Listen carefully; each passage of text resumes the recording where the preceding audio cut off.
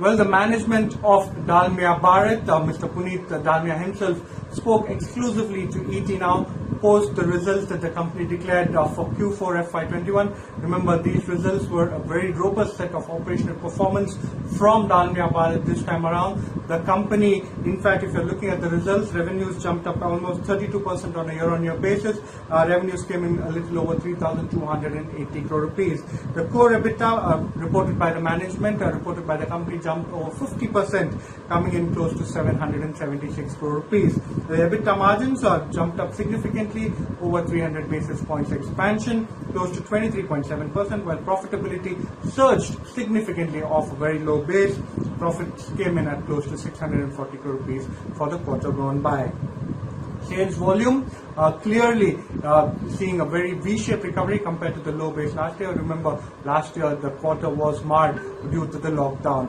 So that when you're talking about Dalmia Bharat managed to show sales volume growth of over 24% on a year-on-year basis, close to 20.7 million tons. The EBITDA per ton increased 24%, while net debt went down significantly at 0.04 times this particular quarter at the end of FY21. Now, Dalmia Bharat did tell us that the company is on track to increase capacity from 27 million tons to 37.5 million tons over the next couple of years, and this is something that the company says continues to remain on track. Management also highlighted the intent to raise capacity to almost 50 to 55 million tons over the next 3 to 4 years. Now, given the fact that we are now again in the throes of COVID-19 crisis, again in the midst of the lockdown, second localized lockdown, so management did say that they would be waiting and watching before committing further capex and further capital.